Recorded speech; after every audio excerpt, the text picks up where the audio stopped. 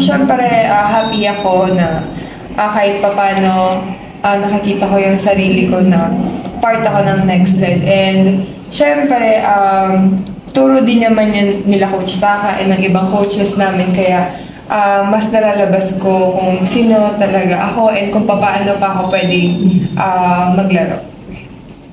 Sobrang thankful and grateful ko sa mga coaches at sa mga teammates ko kasi hinintay talaga nila akong makarecover. Hindi nila ako minadali nung time na sobrang down ko talaga. And syempre, ayun, masaya ako na nakasama ko sila agad and nakarecover ako. Also, fight.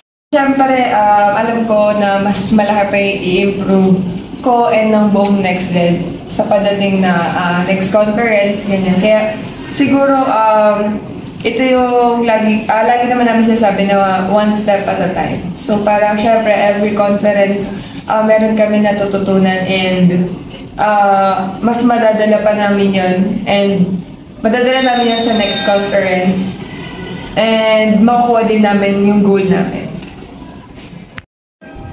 Siyempre masaya ako na nakasama kayong Next Led and dumating kami sa point na to kasi alam ko na mas dito kami titibay and mas natututo kami.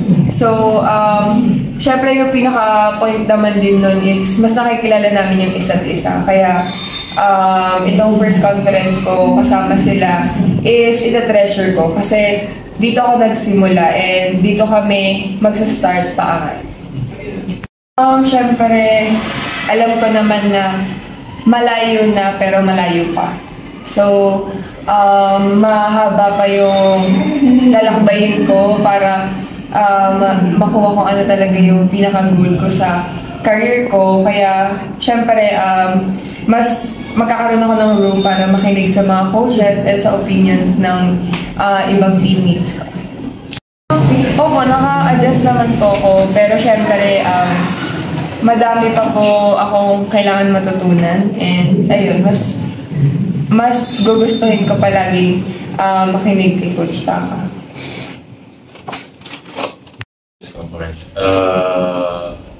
I think since 2 weeks ago, we already set a mindset that against Petrobras is going to be the championship for us. Always mentioned to the player,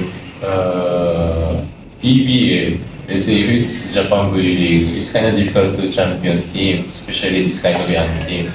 But I think PBA, if prepare well, and then the player have a confidence, like can be the top 4 team, can be the champion team. It's nothing impossible. That's what I will, also as a coach, I always mindset because sometimes the coaches.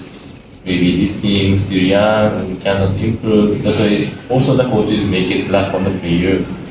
So that's why I try to not gonna have any filter to player.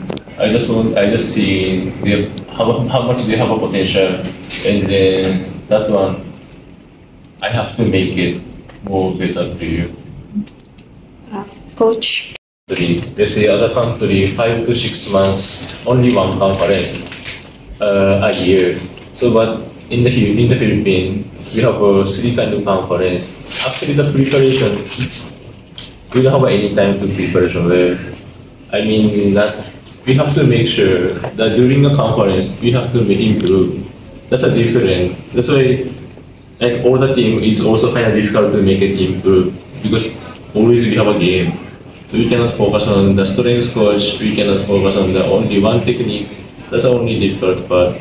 But for sure, since the next year made it 6 months or 7 months, I think our player is really improved a lot.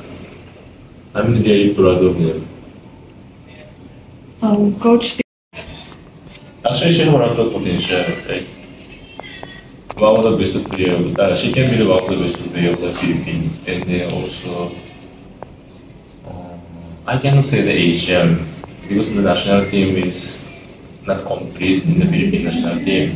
So for now, I really want to. She can be top player in the Philippines first, and hopefully she can play abroad because also I think she's one of the dream. Also, she wants to play abroad.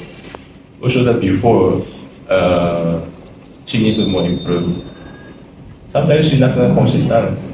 Sometimes good, sometimes bad. It's like she's still young, and also I understand because the young player is still like that. But hopefully she can understand what she's, how many she have a potential, and then like she can do anything: pass, dig, attack, drop, sub. I hope she trusts she's potential by herself. Siyempre, sobrang layo pa po kasi kakasimula ko lang po sa pro eh. Kaya parang siyempre hindi naman yun agad-agad. And madami pa po akong gustong gawin with NextLed.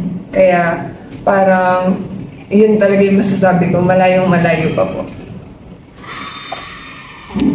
Rank 6, like as a company side, Akari and NXL same company. Both team haven't gone to top 6 team also. Like, it's impossible. Like, we have a good player. For sure, what target top 6, top 14, and hopefully we can be champions team.